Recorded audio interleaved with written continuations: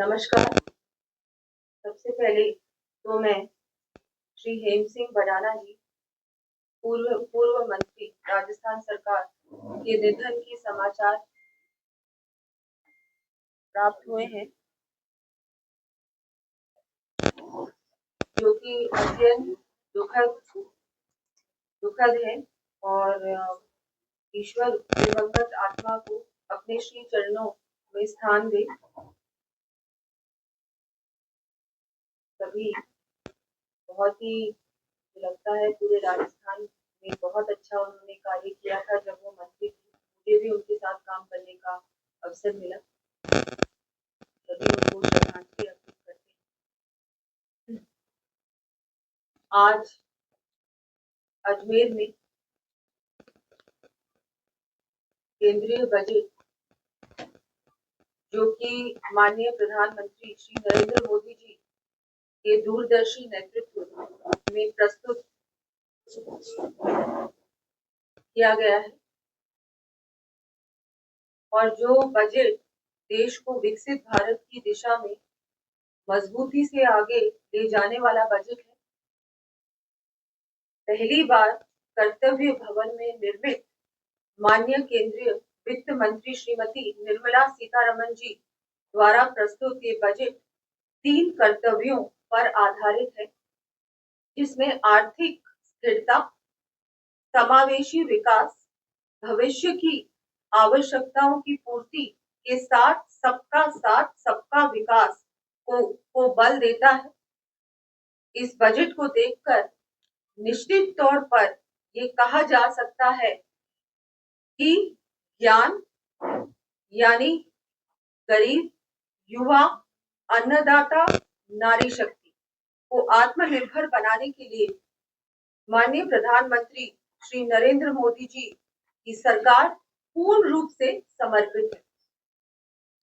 Budget के आधार 3 कर्तव्य। कर्तव्य 1, तेज और सतत आर्थिक वृद्धि।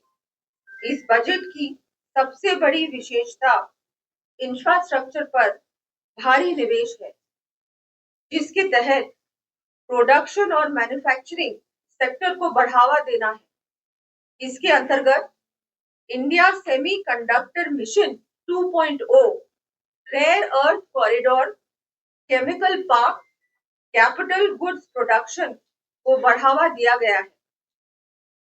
इलेक्ट्रॉनिक कंपोनेंट्स योजना का विस्तार 40,000 करोड़ की लागत से किया गया है।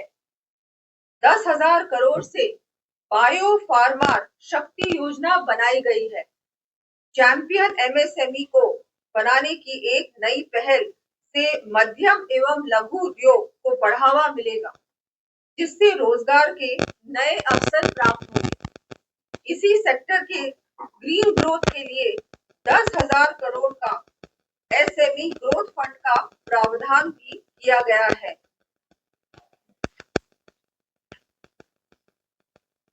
सरकार के द्वारा बजट में 12.2 लाख करोड़ का पब्लिक कैपिटल एक्सपेंडिचर फंड प्रस्तावित किया गया है, जो अब तक का सबसे अधिक है। इसके साथ ही कुल मिलाकर प्रभावी कैपेक्स 17.1 लाख करोड़ यानी देश की जीडीपी का 4.4% तय किया गया है।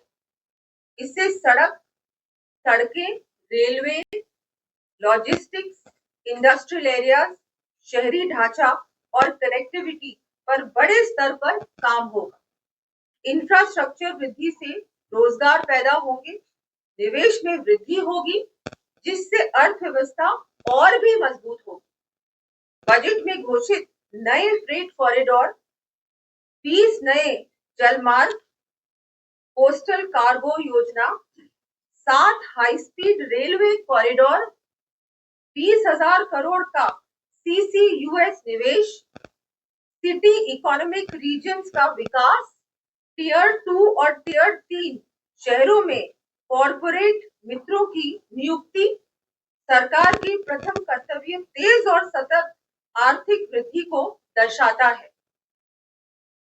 इस बार जैसा कि हम सब जानते हैं, हर प्रकार से विशेषकर इंफ्रास्ट्रक्चर पर बहुत जोर दिया गया है, जो बहुत महत्वपूर्ण है।